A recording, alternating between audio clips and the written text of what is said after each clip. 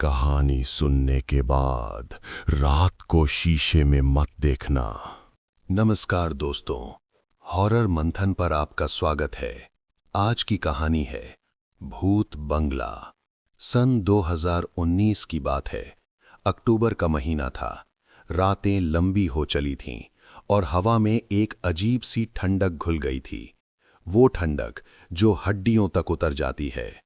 अर्जुन शर्मा, प्रिया वर्मा और समीर खान तीनों दोस्त थे बचपन से। स्कूल साथ, कॉलेज साथ और अब नौकरी भी एक ही शहर में। इलाहाबाद के एक छोटे से मोहल्ले में तीनों किराए के मकान में रहते थे। रात के खाने के बाद अक्सर छत पर बैठते थे और गप्पे लड़ाते थे। उस रात भी कुछ ऐसा ही हो रहा था। समीर ने अपने फोन की स्क्रीन पर कुछ दिखाया, एक पुरानी हवेली की धुंधली तस्वीर। ये देखो, उसने कहा। अर्जुन ने झुक कर देखा। तस्वीर में एक बड़ी टूटी फूटी हवेली थी। दीवारें काली पड़ चुकी थीं, खिड़कियां टूटी हुई थीं और सबसे ऊपर एक गुंबद था जो आधा ढह चुका था। ये कहाँ की है? प्रिया ने पूछा। हाईवे 58 पर, शहर से 14 किलोमीटर दूर। लोग इसे भूत बंगला कहते हैं, समीर ने धीरे से कहा, जैसे नाम लेने से भी डर लग रहा हो। अर्जुन हंसा। भूत बंगला? सच में? कितना फिल्मी नाम है यार। हंसो मत, समीर गंभीर था। इस हवेली के बारे में लोग कहते हैं कि जो एक बार अंदर गया वो कभी वैसा नहीं लौटा जैसा गया था। मतलब? प्रिया ने पूछा। मतलब कुछ लोग तो लौटे ही नहीं। एक पल के लिए तीनों चुप हो गए। रात की हवा में दूर कहीं एक कुत्ता रोया। फिर अर्जुन ने कहा, चलते हैं। प्रिया ने रोकने की कोशिश की। उसने कहा कि ये बेकार की हिम्मत है कि कल सुबह दफ्तर भी है। पर अर्जुन और समीर पहले ही नीचे उतर चुके थे। प्रिया एक लम्हे के लिए छत पर अकेली खड़ी रही। उसने आसमान की तरफ देखा। चांद बादलों में छुप गया था, तारे नहीं दिख रहे थे। उसके दिल में एक आवाज आई, मत जाओ। पर वो नीचे उतर गई। अर्जुन की पुरानी मारुति डिजायर में तीनों बैठे। समीर आगे था, नक्शा देख रहा था। प्रिया पीछे थी, खिड़की से बाहर अंधेरे को देख रही थी। हाईवे पर गाड़ियां कम थीं। जैसे जैसे शहर से दूर जाते गए, सड़क के किनारे लगी स्ट्रीट लाइट्स कम होती गईं, फिर बिल्कुल बंद हो गईं। सिर्फ हेडलाइट की रोशनी थी। अभी कितना दूर है? अर्जुन ने पूछा। जीपीएस बोल रहा है 5 मिनट। फिर रुक कर बोला, पर जीपीएस सिग्नल जा रहा है। नेटवर्क नहीं है क्या? था अभी तक, पर अचानक। प्रिया ने अपना फोन निकाला। 0 बार। कोई नेटवर्क नहीं। शायद यहां टावर नहीं है, अर्जुन ने कहा। उसकी आवाज में एक कृत्रिम आत्मविश्वास था, जैसे वो खुद को यकीन दिलाने की कोशिश कर रहा हो। तभी सड़क के बाईं तरफ एक कच्ची पगडंडी नजर आई और उस पगडंडी के अंत में घने पेड़ों के पीछे एक विशाल इमारत की काली आकृति दिखी। भूत बंगला। अर्जुन ने गाड़ी पगडंडी पर मोड़ी। कच्ची जमीन पर गाड़ी हिचकोले खाती चली। करीब 200 मीटर अंदर जाकर उसने गाड़ी रोकी। तीनों ने बाहर देखा। हवेली उनके सामने खड़ी थी। ये किसी जमाने में बहुत शानदार रही होगी। 3 मंजिला, बड़ा दरवाजा, गोल गुंबद और चारों तरफ बड़े बड़े दरख्त। पर अब वो एक खंडहर थी। दीवारों पर काई जमी थी। खिड़कियों के शीशे टूटे हुए थे। बड़ा दरवाजा आधा खुला था, जैसे किसी ने जल्दी में निकलते वक्त छोड़ दिया हो। और उन टूटी खिड़कियों में से एक में एक धुंधली रोशनी थी। वो रोशनी? प्रिया ने कहा। मोमबत्ती होगी, समीर ने अनुमान लगाया। पर वहां कोई रहता है क्या? कोई जवाब नहीं दे सका। बाद में, बहुत बाद में, जब सब कुछ हो चुका था, अर्जुन ने इस हवेली का इतिहास ढूंढा। जो उसे मिला वो इस तरह था। हवेली का नाम था नीलकंठ भवन। इसे 1923 में एक जमींदार ने बनवाया था, राजा हरि नारायण सिंह ने। उनके पास सैकड़ों बीघे जमीन थी, दर्जनों नौकर चाकर थे और एक बड़ा परिवार था। पर 1947 के बाद जमीनें गईं, जमींदारी खत्म हुई, परिवार सिकुड़ता गया। एक एक करके सब शहर चले गए। आखिर में बचे सिर्फ राजा के बेटे विक्रम सिंह और उनकी पत्नी, 2 बेटे और एक बेटी। 1987 में नवंबर की एक रात पड़ोस के गांव वालों ने हवेली से अजीब आवाजें सुनी, चिल्लाने की, टूटने की, और फिर कुछ नहीं। सुबह जब लोग गए तो दरवाजा अंदर से बंद था। पुलिस आई, दरवाजा तोड़ा। अंदर 5 लोग थे, मरे हुए। पर कैसे मरे, ये आज तक रहस्य है। कोई जहर नहीं मिला, कोई चोट नहीं, कोई निशान नहीं, बस जैसे किसी ने उनसे जिंदगी खींच ली हो। तब से हवेली बंद थी। कोई वारिस नहीं बचा था, कोई दावेदार नहीं था। जमीन सरकारी हो गई, पर कोई भी उस जमीन पर कुछ बनाने नहीं आया। क्यों? क्योंकि जो भी कारीगर या मजदूर उस जमीन पर काम करने गए, सब कुछ न कुछ देखकर, महसूस करके या सुनकर भाग आए। एक मजदूर ने बताया था कि उसने दोपहर में हवेली की ऊपरी मंजिल पर एक औरत को देखा था, सफेद कपड़ों में, लंबे बालों वाली, जो खिड़की से उसे देख रही थी। जब वो ऊपर गया, कोई नहीं था। इन सब बातों से अनजान तीनों दोस्त हवेली के दरवाजे के सामने खड़े थे। समीर ने अपने फोन का टॉर्च जलाया। अर्जुन के हाथ में एक बड़ी टॉर्च थी जो वो गाड़ी में रखता था। प्रिया के पास कुछ नहीं था। उसने अपनी बाहें सीने से लगा रखी थीं। जाएं? अर्जुन ने पूछा। जाएं, समीर ने कहा। प्रिया ने कुछ नहीं कहा। अर्जुन ने आधे खुले दरवाजे को धकेला। लकड़ी की चरचराहट रात की खामोशी में दूर तक गई, इतनी तेज कि तीनों एक पल के लिए रुक गए। फिर अर्जुन ने टॉर्च अंदर की तरफ घुमाई। एक बड़ा दालान था। छत ऊंची थी, 10-12 फुट। फर्श पर धूल की मोटी परत थी। दाईं तरफ एक टूटी हुई लकड़ी की कुर्सी पड़ी थी। बाईं तरफ एक पुराना जंग खाया हुआ दर्पण लटका था। प्रिया ने उस दर्पण में देखा। उसका अपना चेहरा था, पर धूल से ढका, धुंधला।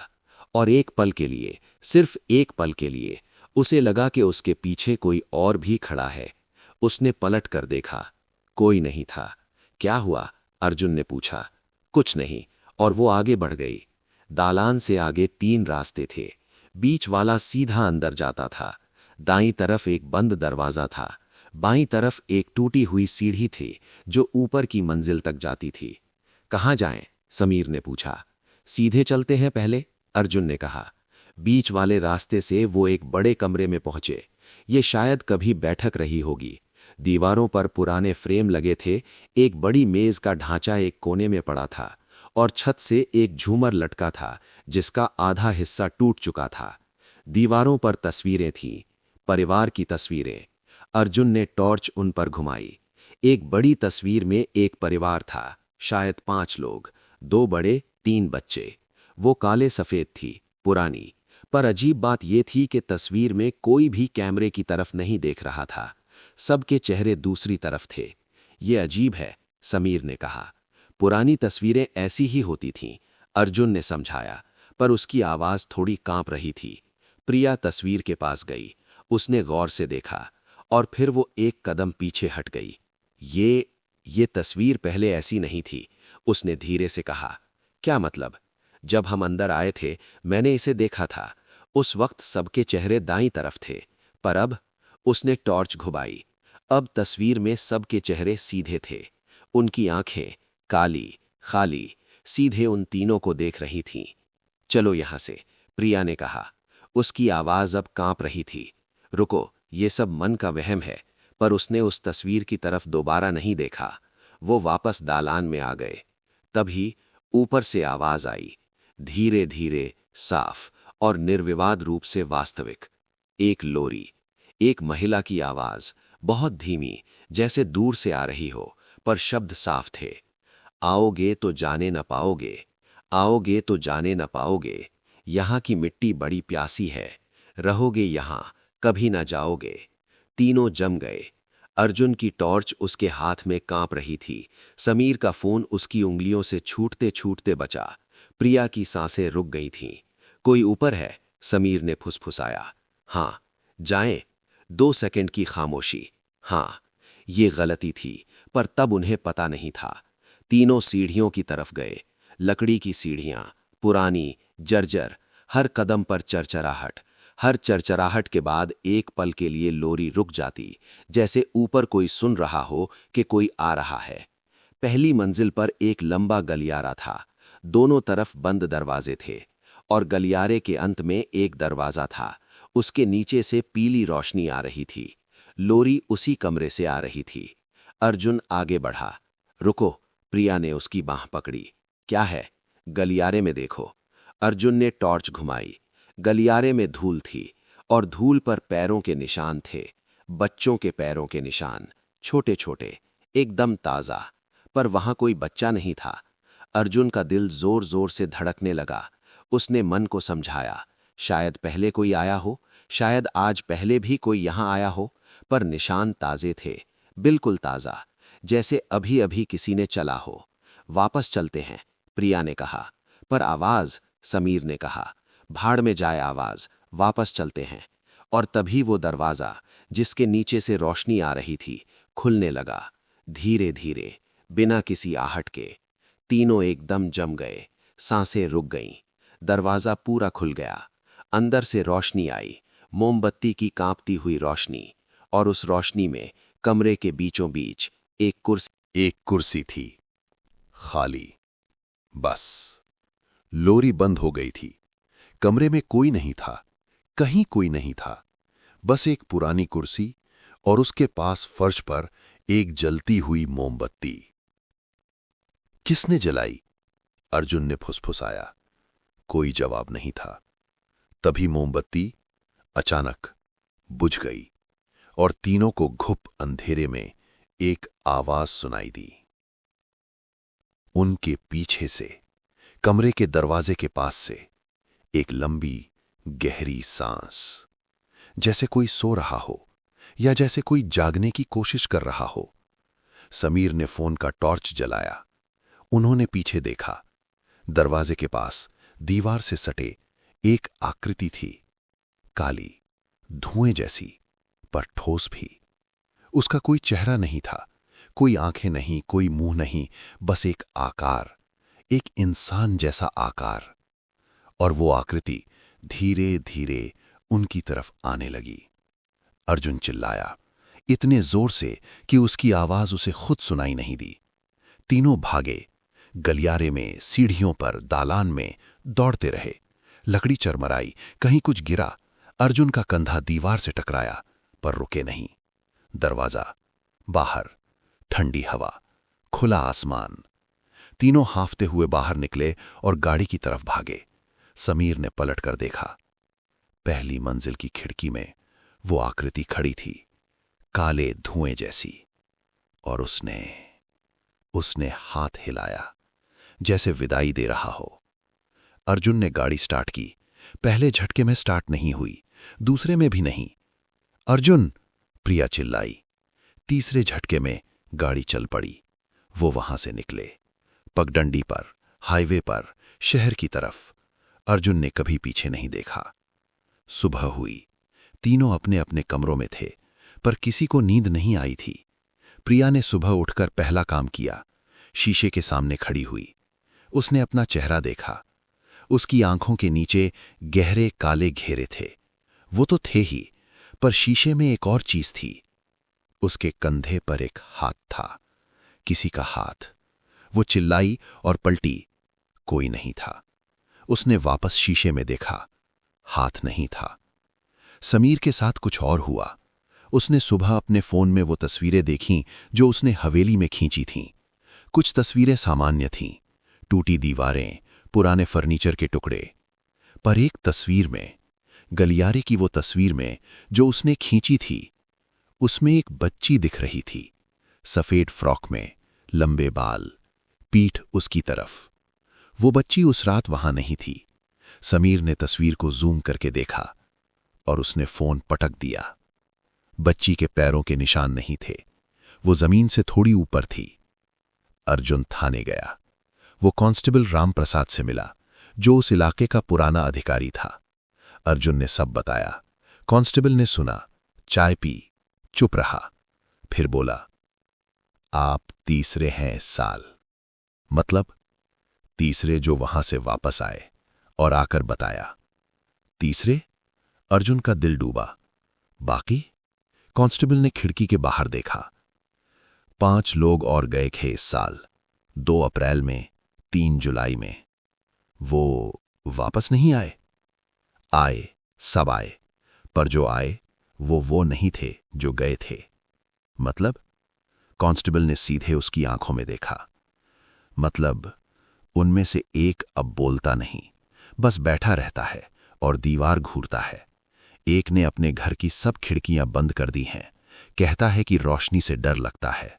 और एक, उसने रुक कर कहा, एक घर लौटा, अपनी मां से मिला, खाना खाया, सो गया और अगली सुबह उठा ही नहीं। अर्जुन घर आया। तीनों मिले, बैठे, एक दूसरे को देखा। प्रिया ने पूछा, क्या हम ठीक हैं? अर्जुन ने जवाब नहीं दिया, क्योंकि उसे नहीं पता था। 3 हफ्ते बाद प्रिया को रात में नींद नहीं आती थी। वो उठती थी, घर में घूमती थी और बार बार खिड़की से बाहर देखती थी। उसे लगता था कोई है बाहर, हमेशा, हर रात। समीर ने वो फोन फेंक दिया था, नया लिया था, पर नए फोन में भी अचानक बिना वजह वो लोरी बजने लगती थी, आओगे तो जाने ना पाओगे। और अर्जुन को शीशों से डर लगने लगा था। कोई भी शीशा, कहीं भी, क्योंकि हर बार जब वो शीशे में देखता था, उसे अपनी परछाई थोड़ी देर से दिखती थी, जैसे परछाई पहले किसी और की हो। महीनों बाद एक पत्रकार ने उस हवेली पर एक लेख लिखा। उसने पुराने रिकॉर्ड खंगाले, बुजुर्गों से बात की, पुलिस की फाइलें देखीं।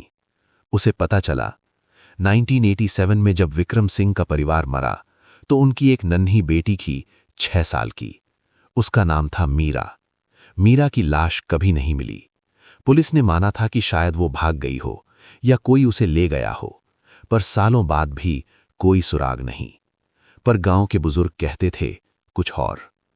वो कहते थे कि मीरा वहीं है, वो हवेली में ही है, और वो किसी को जाने नहीं देती, क्योंकि उसे डर है कि अगर लोग चले गए तो वो अकेली रह जाएगी, हमेशा के लिए।